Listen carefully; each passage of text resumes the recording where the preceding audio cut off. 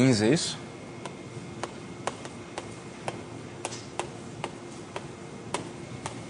(13h30) vai ser no auditório.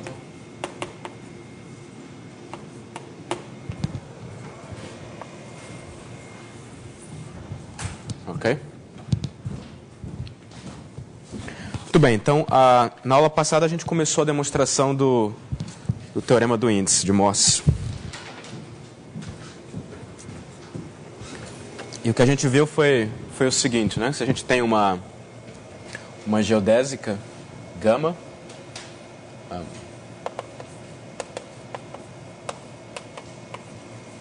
uma variedade riemanniana, a gente pode supor que é normalizada.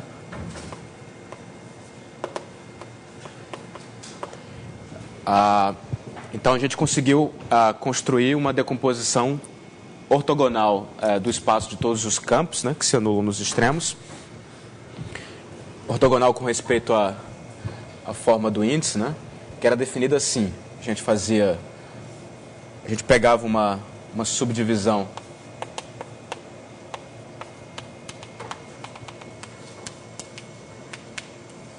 da geodésica, de tal maneira que cada pedacinho está contido numa vizinhança totalmente normal, né? Só lembrando aqui. Contido numa vizinhança totalmente normal. E aí a gente definia dois espaços. Um deles era o espaço dos campos de Jacobi quebrados, né? Espaço de todos os campos tais que V restrito a cada intervalozinho é de Jacobi.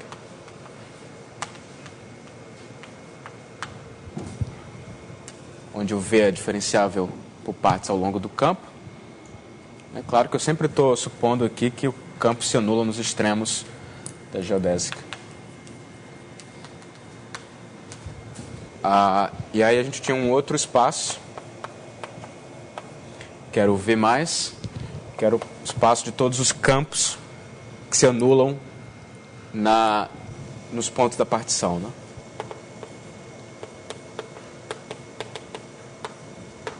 Certo? E a gente tem então a forma do índice, né? Que está definida no espaço de todos os campos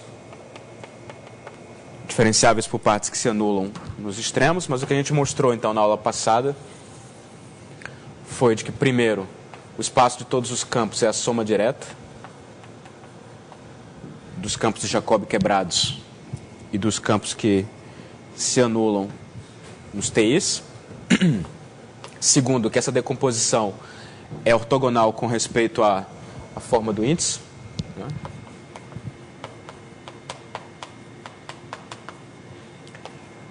E terceiro, a gente provou que naqueles campos que se anulam nos TIs, a forma é positiva definida.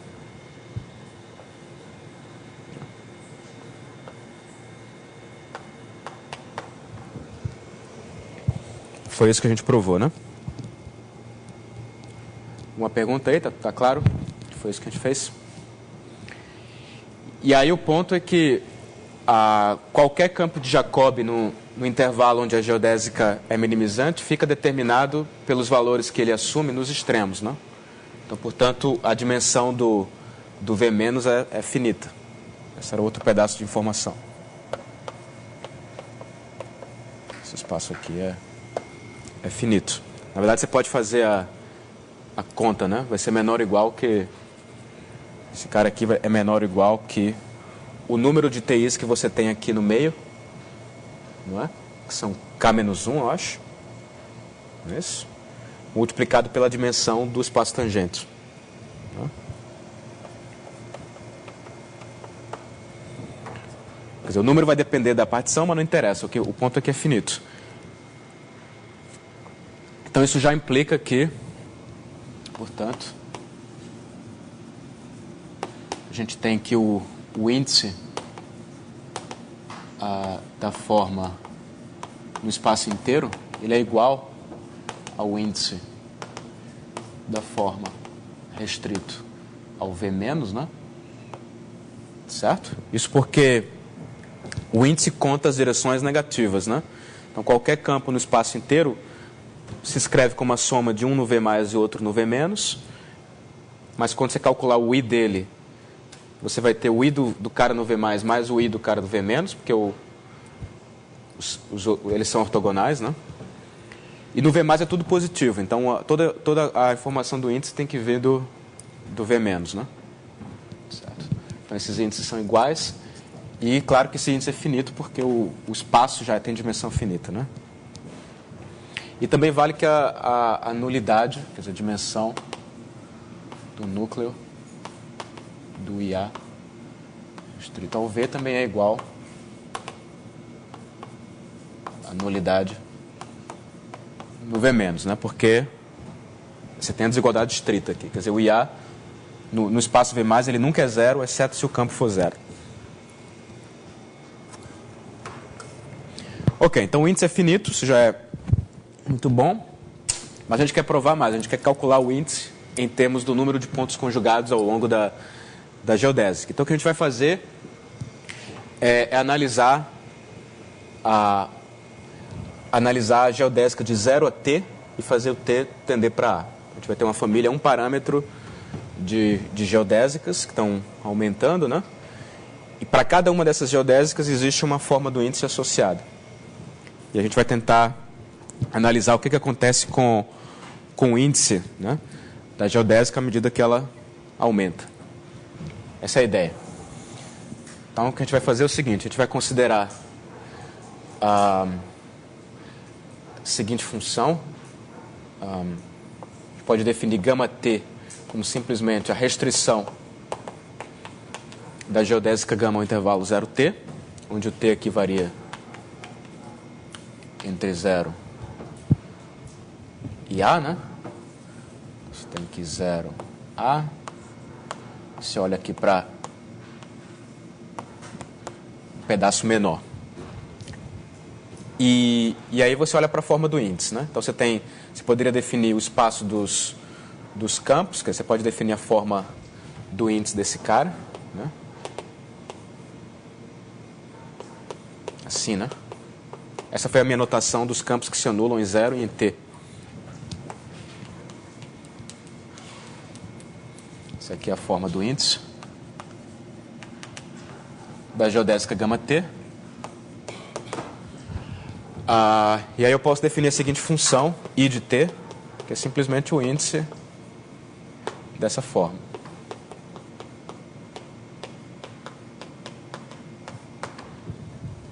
Ok? Muito bem. Então, uma primeira informação é o que acontece se a geodésica for muito pequena, ou seja, se o t for muito pequeno. Quanto que vai ser o índice?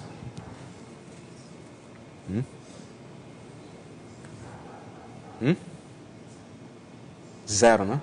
Quer dizer, o índice é zero, porque toda geodésica muito pequena é minimizante, né?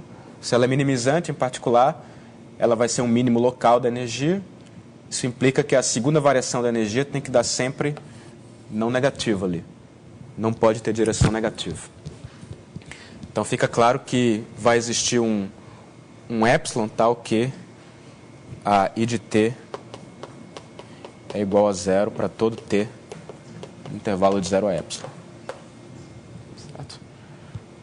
Para um certo epsilon.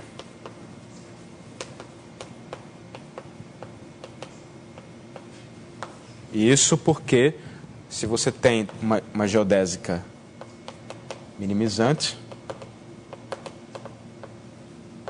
o índice dela tem que ser zero.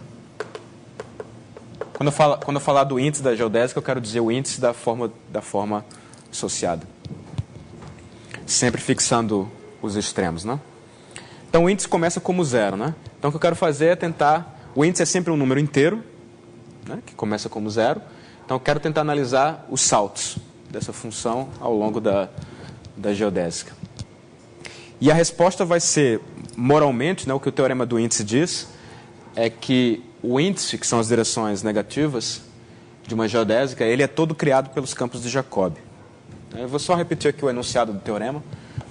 O teorema do índice de Morse.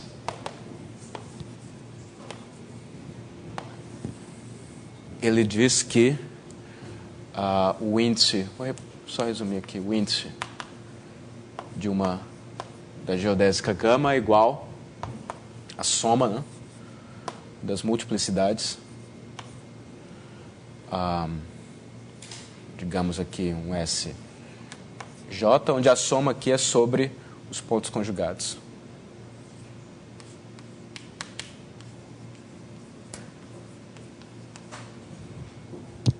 Certo? Essa é a fórmula do teorema do índice de Mohs. Então, a ideia é que eu vou começar a aumentar a geodésica. A forma quadrática, a princípio, ela é positiva definida. Vai ter um determinado momento em que ela deixa de ser positiva definida. Mas isso significa que aparece uma direção zero, né? Ela não pode saltar de estritamente positiva para negativa, né? Vai ter um momento em que vai ter uma direção zero. Essa direção zero corresponde a um campo de Jacobi. A gente já viu isso na aula passada, né? Que os elementos da nulidade são os campos de Jacobi. Então, isso significa que naquele momento você está passando por um campo por um ponto conjugado. E aí agora a ideia é que esses campos de Jacobi, naquele momento, se você aumenta um pouquinho, eles vão passar a contribuir para direções negativas, e aí o índice já começa a contar. Então, o que o teorema diz é que todo o índice vem dos campos de Jacobi. Aqui é um ponto importante. Aqui você só conta os pontos conjugados que estão estritamente antes do tempo final, né? Então, aqui você olha para SJ só estritamente menor que o A. Vai ficar claro aí a partir da prova. Então, alguma ideia é isso? Alguma pergunta? Alguma pergunta sobre a ideia? Ok, então vamos analisar essa função. Não é muito difícil.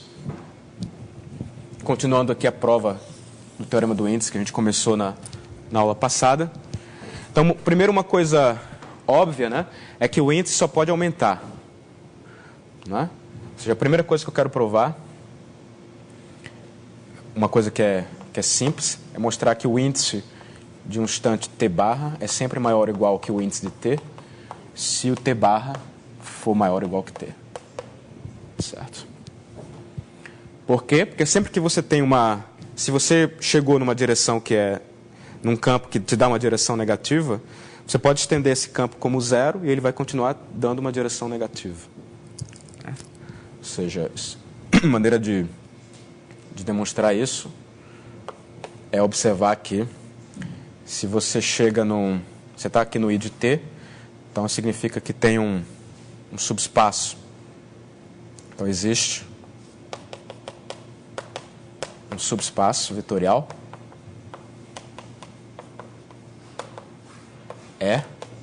contido no domínio, né, da forma tempo t, que é esse cara aqui, de dimensão igual ao índice, né? Tal que a forma do índice dá estritamente negativo em todas as direções no E, né? Exceto a trivial. Estritamente negativo para todo V em E não trivial. Tá? Essa é a definição do índice, né? É a dimensão maximal que você pode fazer isso. Mas aí, para cada cara em E, né, você considera o campo estendido como zero. Quer dizer, para cada V em E, você olha para o campo V til, sei lá, que está definido agora em zero a t barra, ele satisfaz o seguinte, ele é igual ao V no zero t e é igual ao zero do t por t barra. Certo? Você tem um campo aqui, você tinha um campo que dava uma direção negativa, V, e aí você estende ele como zero, e isso é o V til. E aí é fácil checar que o índice agora até o t barra, né, do V til é igual ao índice do V, porque o zero não contribui com nada. Certo? Então, isso significa que esse novo espaço vetorial, que eu posso chamar de etil, né? Então, significa que o etil, que são o espaço de todos os campos vetils, ele vai estar contido no V0 T barra, vai ter a mesma dimensão, né? Que é a dimensão do E.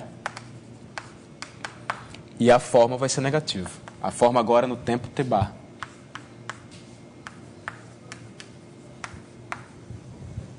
Certo? Então, isso implica, por definição do índice, o índice é a maior dimensão dos espaços onde a forma é negativa, significa que o índice no tempo T barra ele tem que ser pelo menos a dimensão do etil, né? Que era o índice em T. Certo? Então, o índice só pode crescer, né? Isso é simples.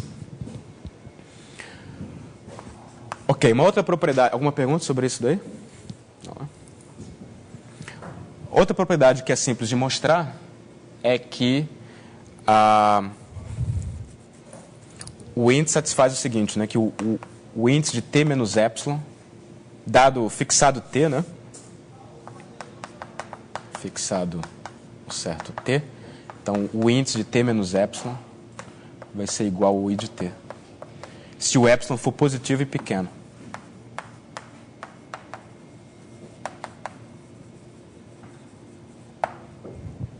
Certo? Ou seja, o índice é uma função inteira, o que isso está dizendo é que se ela assume um determinado valor em T, né, esse valor é o mesmo um pouquinho antes. Tá? Por que isso? Bom, primeiro segue da anterior, né? Primeiro a gente tem que o 1 vai implicar que o índice em T é maior ou igual que o índice em T menos epsilon.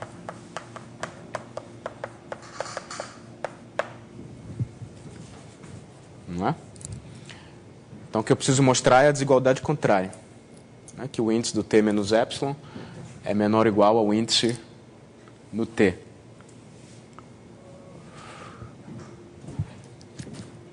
Como é que a gente faz isso? Alguma sugestão?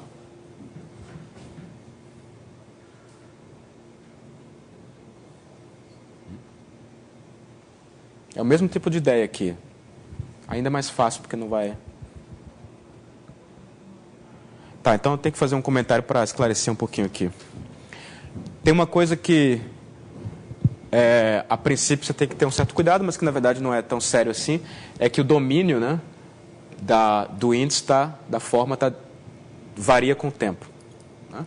Então, como é que você faz para se livrar desse problema? O que você faz é o seguinte: primeiro, basta olhar para o índice no espaço dos campos de Jacobi quebrados. E o espaço dos campos de Jacobi quebrados pode ser identificado com os valores que o campo assume nesses TIs aqui. Certo? Então, você pode, por questões práticas, pensar que esse é o mesmo espaço vetorial. Deixa eu escrever isso lá. Então, na hora de... Eu estou querendo analisar a minha forma do índice no tempo T. Então, na hora de escolher a minha subdivisão, eu posso supor que o T está entre dois daqueles TIs, né? Então, podemos supor que o T está entre um certo TJ menos 1 e um certo TJ. Certo? Uma situação assim, né?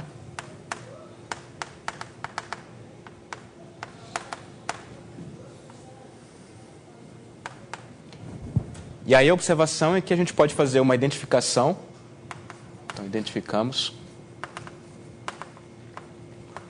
o espaço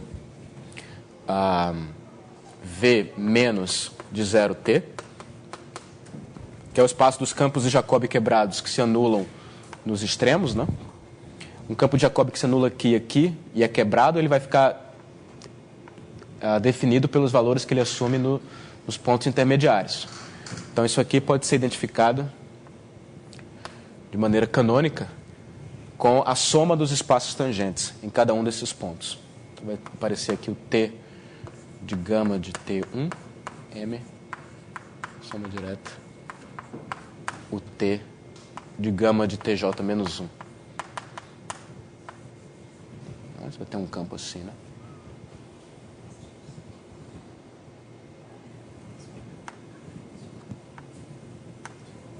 Então, para cada campo de Jacobi quebrado, você pode associar os vetores que ele assume em cada um desses instantes, e isso determina o campo. Certo? Então, agora isso vale para todo T aqui que você percorre numa vizinhança. E o espaço aqui é o mesmo. Então, com esse truque aqui, eu posso pensar na minha forma quadrática como estando definida no espaço que está fixado. Okay? Apesar do espaço estar variando, né, eu identifico com um espaço que é fixado. Eu dou um nome para esse cara aqui, vou chamar de SJ. Então, podemos pensar na forma do índice como estando definida no SJ.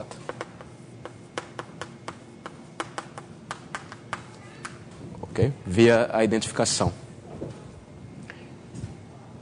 E aí fica claro que isso aqui varia continuamente. Tá? Porque, quer dizer, você tem que olhar para a fórmula lá, mas não tem por que não variar, né? Se você fixa um vetor aqui e olha o valor da forma naquele vetor fixado, isso é uma função contínua. Certo? Varia continuamente em T. Certo? Isso segue sei lá, em EDO, né, a dependência contínua das condições iniciais. Sei lá. Não tem nada muito problemático aí, né? Tá bom? Então, fixado um elemento aqui, o valor da forma varia continuamente em T. Então, voltando aqui à pergunta, né? Por que, então, que o I, quero checar aqui, o IT menos epsilon é maior ou igual que o I de T? Se o epsilon for pequeno. Certo? Por que isso? Mas só pensar um pouquinho, né? A ideia é que se você pensa no instante T, né? As formas estão definidas no mesmo espaço. No instante T, você tem um certo número de direções, exatamente esse número aqui, né? Que gera um espaço onde a forma é negativa. Estritamente negativa.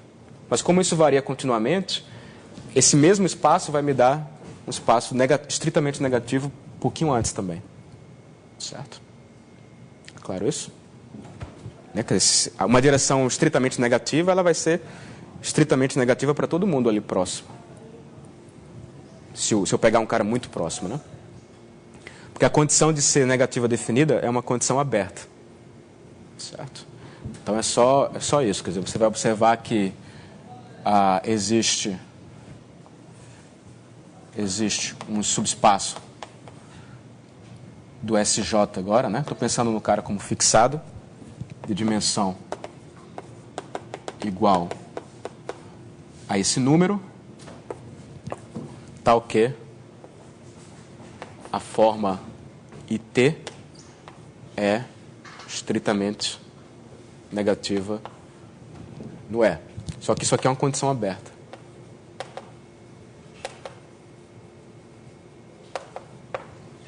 Isso implica que o IT menos epsilon, restrito ao E, também vai ser estritamente negativo se o epsilon for muito pequeno. Aqui não importa, poderia ser negativo também, mas... Então isso implica aqui que o índice no instante T menos epsilon tem que ser pelo menos a dimensão do E. Que era o I de T, né? Ok? Então isso aqui está ok. Então é só continuidade, quer dizer, não tem nada mais profundo que isso. É só a continuidade da forma.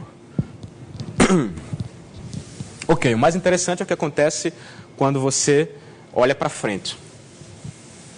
Que é aí onde os campos de Jacobi vão começar a aparecer, né?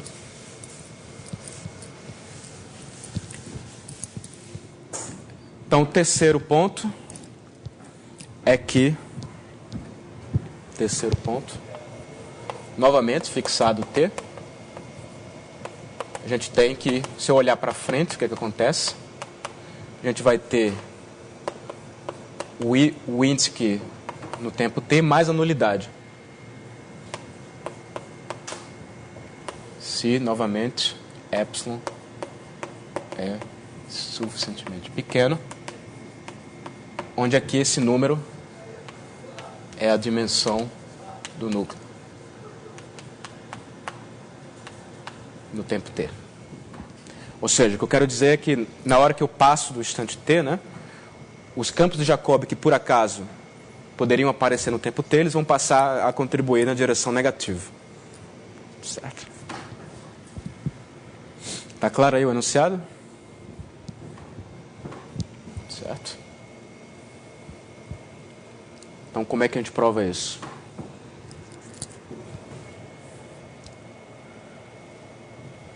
Né? Alguma pergunta? Então, vamos lá. Também não é muito difícil, né? Uma primeira coisa que você pode observar é que, fixado o instante t, o I de t mede o número de... a dimensão, né, do espaço onde a forma é negativa, né? O n mede o núcleo, né? Então existe um complementar, que é onde a forma é positiva definida. Aqui a gente está falando de formas simétricas, né, bilineares em espaços de dimensão finita. Então você está no contexto mais simples possível de álgebra linear, onde você tem autovalores, né? Você pode diagonalizar a forma, né, uma base ortonormal de autovetores, você tem um conjunto de autovalores, os negativos contribuem para o índice, o zero está aqui na nulidade e você tem também os positivos. Certo? Então, a conclusão é que existe, deixa eu colocar assim, a forma quadrática IT, né, ela tem um certo número de autovalores positivos. Quantos deles? Quantos autovalores negativos a IT tem? Autovalores positivos, né? É o complementar disso daqui. Então vai ser a dimensão do espaço. Estou fixando sempre aquele espaço SJ lá, menos esse número aqui, né?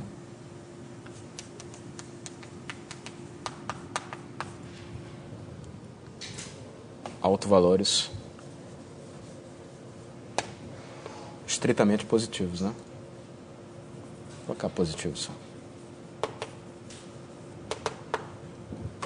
Certo? Então isso significa que ela vai ser, novamente, vai existir um subespaço de dimensão exatamente igual a isso aqui. Dimensão de SJ menos esse número. Onde a forma é positiva definida. Certo? Só que, novamente, ser estritamente positivo é uma condição aberta, portanto, significa que a forma IT mais epsilon, né, restrita ao E, também vai ser positiva definida, se o epsilon é pequeno.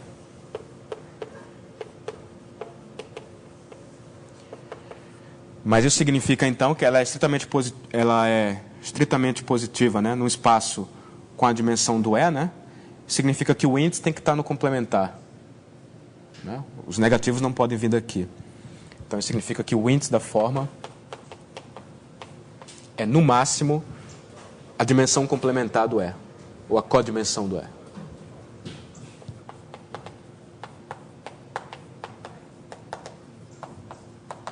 Certo? Mas aí é só fazer a aritmética aí, isso aqui dá exatamente o I de T mais N de NT. Certo? Então, novamente, aqui não tem nada, digamos, geométrico, né? Só fatos gerais aí, de continuidade da forma. Ok, então não pode, o índice não pode ser maior que esse número, né? Não tem espaço para isso. Se o epsilon é pequeno, claro, né? Só falta mostrar, então, a desigualdade contrária. Então, a gente quer agora checar aqui o I de T mais N de T é... Como é que é? Menor ou igual que o índice, é isso?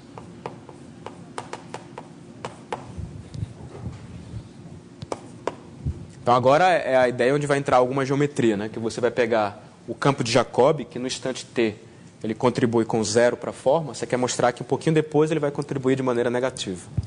E aí ele vai passar a ser contado no índice. Então a ideia é parecida com aquela dali, né? Então você pega um campo de Jacobi. Deixa eu ver como é que eu escrevo isso daqui.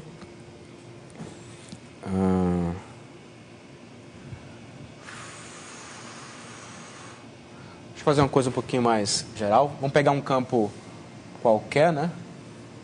No SJ. Esse cara aqui pode ser, ele está sendo identificado no instante t, né? Com o espaço dos campos de Jacobi quebrados, né? Que se anulam em 0 e t. É isso? Fazer um desenho aqui. Então está aqui o t. Esse aqui é o tj-1, tj. Então ele é um campo de Jacobi quebrado que assume um certo valor aqui, né? E depois ele se anula aqui, né? Um certo elemento v. Mas aí se eu pegar agora o meu t mais epsilon, né? Eu posso olhar para o campo de Jacobi que vale o mesmo que o v aqui no extremo esquerdo, mas que vale 0 no t mais epsilon. Eu posso olhar para esse campo de Jacobi aqui. Certo? Esses campos de Jacobi sempre existem, né? Porque a gente está num pedacinho onde ela é minimizante, né? Então você não tem pontos conjugados, portanto, dadas duas condições de fronteira, sempre tem um campo de Jacobi que realiza. Tá? Então, dado qualquer v aqui no SJ, né? Você pode pensar nele como um elemento do v menos do 0t, mas também pode pensar nele como um elemento do v menos de 0t mais epsilon. Certo? Ok? Deixa eu só mudar a notação para não ficar confuso.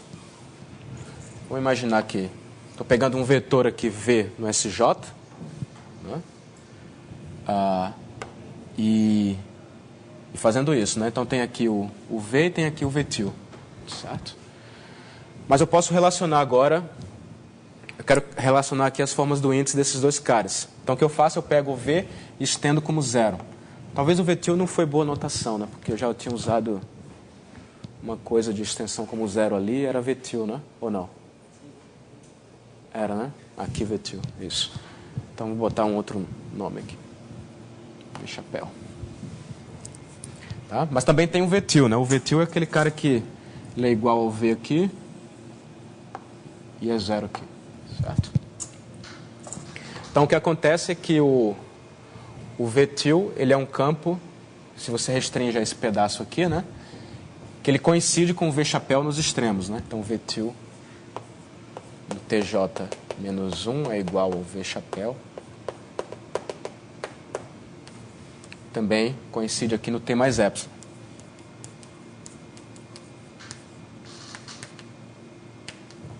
Deixa eu observar aqui que o v chapéu é o cara aqui, né?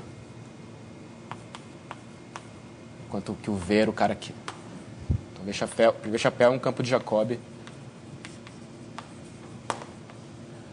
no intervalo tj menos 1, t mais epsilon. Certo? Então eu tenho agora um campo qualquer que coincide com o campo de Jacobi nos extremos, né? Num pedaço onde não temos pontos conjugados, então a gente pode usar o lema do índice. O lema do índice diz que o campo de Jacobi minimiza a forma. Certo? Onde a forma aqui é a integral só no intervalo pequeno. Né? Mas não tem problema, porque a integral no pedaço antes é a mesma, porque os campos são exatamente iguais. O v e o v chapéu são iguais antes do tj menos 1.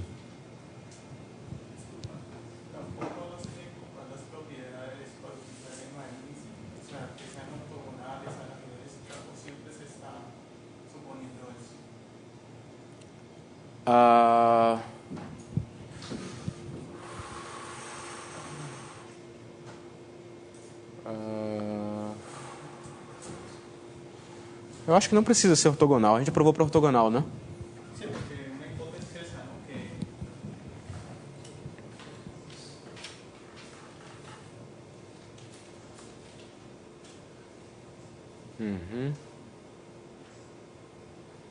Acho que não precisa ser ortogonal, mas vamos esclarecer isso daqui a um minuto. Aqui não são necessariamente ortogonais, né? Porque aqui eu estou pegando um campo qualquer. Mas a gente precisa esclarecer isso aí. Então vamos assumir que vale sem ser ortogonal. A ideia então é que o lema do índice vai implicar que, como é que é a direção aqui? Que o índice do V-chapéu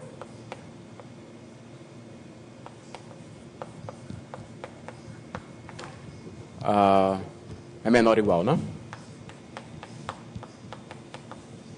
Que o índice do V-til.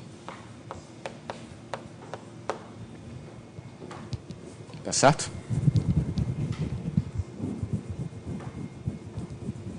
O V-chapéu é o campo de Jacobi, o V-til é o cara que coincide nos extremos.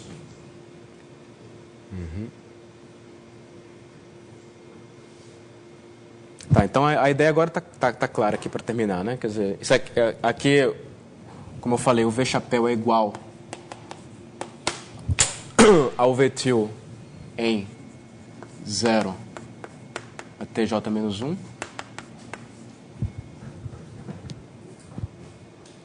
E aqui a gente está aplicando o lema do índice na geodésica que vai de TJ menos 1 a T mais epsilon. Certo? Então isso implica que o que isso implica? Vale a desigualdade estrita aqui também, né? Porque os campos não são iguais. No lema do índice você diz que vale a desigualdade. A desigualdade só vale a igualdade se os campos forem iguais. Então vale a desigualdade estrita, não é? Só que o V-til era aquele campo que era estendido trivialmente. Então essa forma aqui é exatamente a forma aplicada ao V. Então isso aqui é exatamente igual ao que eu tinha antes, né? Que era o IT de VV. E aí eu provei então que se você pega o campo V, né, originalmente, e você faz agora, quando você anda um pouquinho, você pega o outro campo de Jacobi, V-chapéu, você cai estritamente aqui na desigualdade. Certo? Ok. Deixa eu só terminar então isso aqui.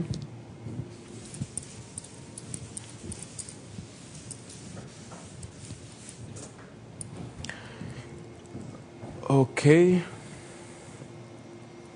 Então o que acontece aqui é que agora eu queria mostrar isso, né? Então o que eu vou pegar um espaço correspondente a esses dois caras aqui no tempo t e vou observar que no tempo t mais epsilon ele só pode cair. Então o que acontece é que existe um espaço E contido no SJ de dimensão igual a I de t mais N de t, aqui, onde a forma quadrática ela não é necessariamente negativa, mas ela é menor ou igual a zero.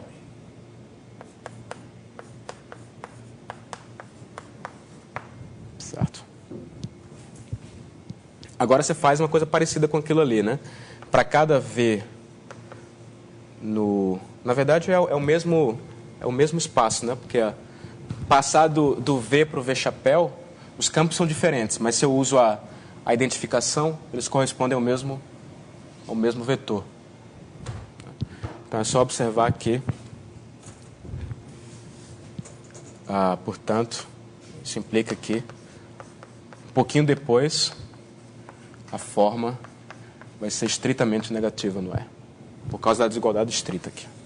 Certo? Mesmo que se tivesse uma direção zero, um pouquinho depois ela cai. Isso implica que o índice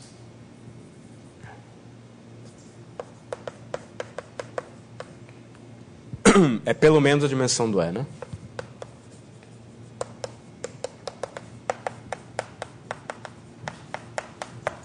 gente queria. Ok?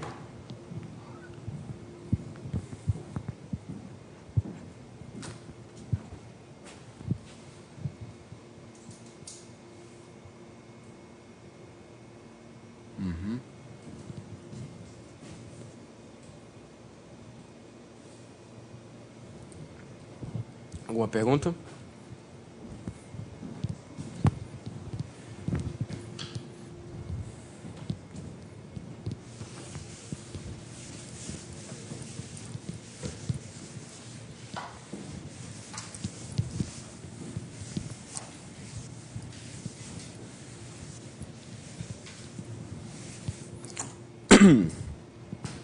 Ok. Então falta terminar o teorema, né? Então qual é a conclusão até agora? A conclusão é que, primeiro, ela não muda para trás, né? Se você tem aqui um certo valor t, para trás ela é constante. Né? E agora quando você olha para frente, ela pode continuar constante, mas ela sempre, ou não, né? Ela vai sempre somar a nulidade. Certo? Então isso aqui dá um salto.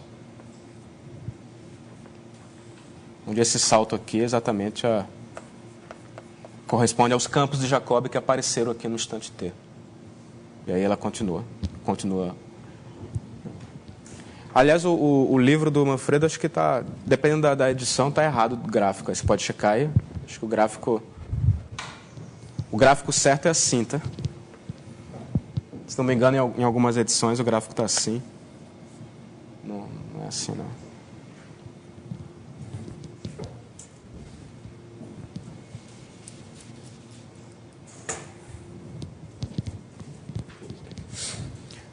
Ok, então finalizando, qual é a conclusão? É só juntar os resultados agora, né? Quer dizer, o índice, quando ele passar pelos campos de Jacobi, ele vai somar exatamente o n. Então, o índice final vai ser exatamente a soma das nulidades em todos os campos de Jacobi que apareceram antes. Mas essa nulidade é exatamente a multiplicidade. Certo? A demonstração é essa. Ficou só essa questão aí, mas eu tenho quase certeza que o lema do índice vale para... O enunciado do livro está como? Está para ortogonal ou não? Para ortogonal. Ok, então precisa esclarecer isso aí. Mas deve valer em geral. Ok, tem alguns corolários que a gente pode fazer. Aqui lembrando que é importante esse estrito. Certo? O exemplo clássico é o exemplo da esfera, né? Você pega essa geodésica aqui que sai do P ao menos P. Essa geodésica, ela é minimizante. Certo? Então, o índice dela é 0.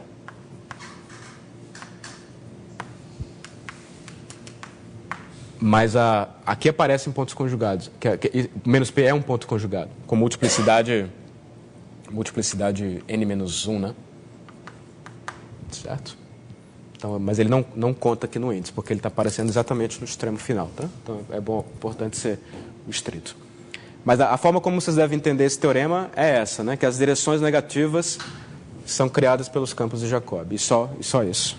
Não tem mais nenhum outro fenômeno introduzindo direções negativas. Bom, e aqui estão alguns corolários, né? Um corolário óbvio é que o conjunto dos pontos conjugados é um conjunto discreto. Certo? Conjunto dos pontos conjugados.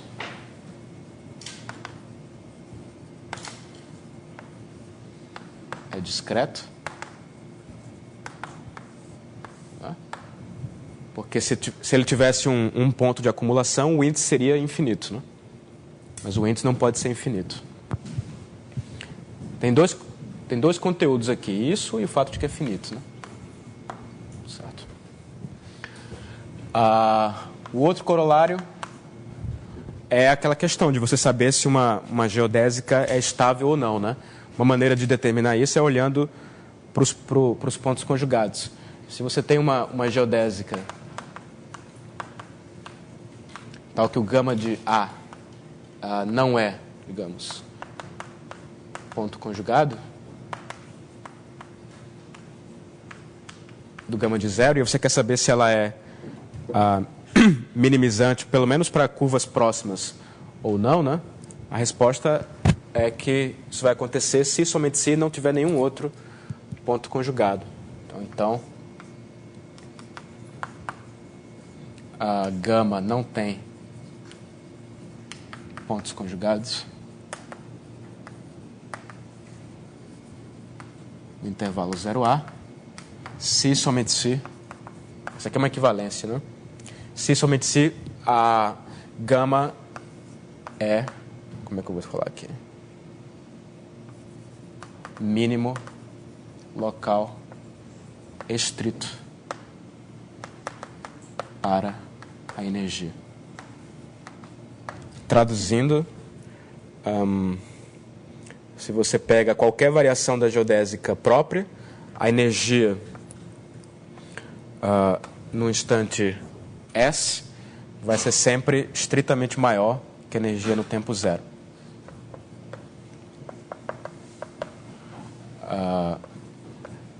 Isso aqui é para todo S suficientemente próximo, né? E para toda variação.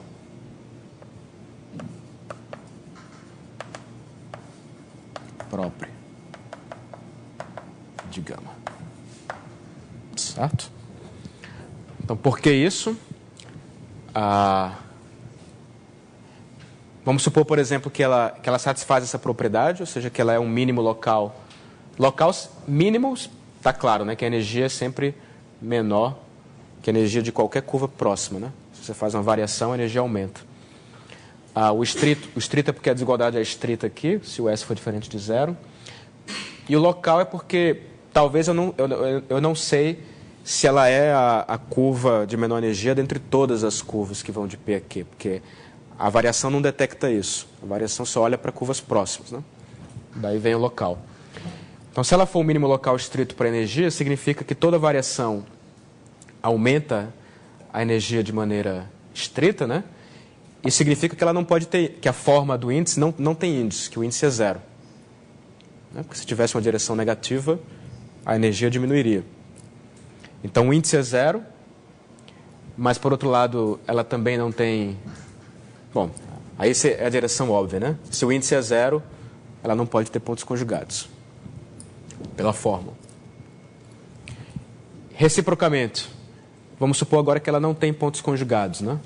Se ela não tem pontos conjugados no intervalo aberto, então, pela fórmula, o índice é zero. Certo? Mas, como eu falei, né? Quando a segunda derivada da energia é positiva, dá para dizer o que acontece. Quando ela é negativa, também dá para dizer o que acontece. Mas quando ela é zero, não dá. Certo? Não dá para desenhar o gráfico da energia. Então, você tem que ter só esse cuidado aqui. Então, repetindo, né? Se ela não tem pontos conjugados, significa que o índice é zero, então não tem direção negativa. Mas poderia ter direções zero. Só que qualquer direção zero teria que ser um campo de Jacobi, né? Porque uma vez que ela é não negativa, se existe um V que anula, então esse V está no núcleo. Isso é um fato de álgebra linear. Mas eu estou supondo aqui, a princípio, que o gama de A não é ponto conjugado, então não pode ter campo de Jacobi, ou seja, não tem nem índice nem nulidade. Então, isso significa que a segunda variação sempre dá estritamente positiva, ou seja, o desenho da energia localmente é sempre esse aqui. Aqui é o que estou afirmando. Certo? Então, é uma maneira aí de você estudar, né, a estabilidade de uma geodésica por essa informação de pontos conjugados. Por sua vez, tem a ver com a aplicação exponencial, né? Uma pergunta aí?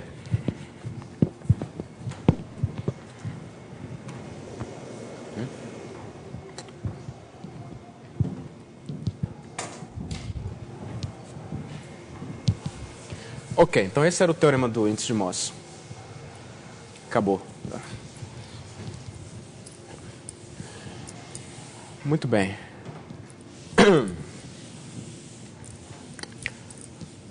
Então vamos começar o próximo assunto.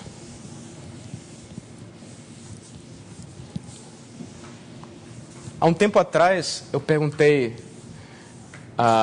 para vocês, né,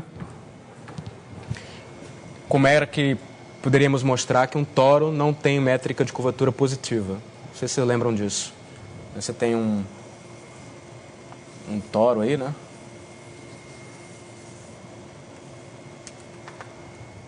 T2. E a pergunta que eu tinha colocado é se existe métrica em T2 com curvatura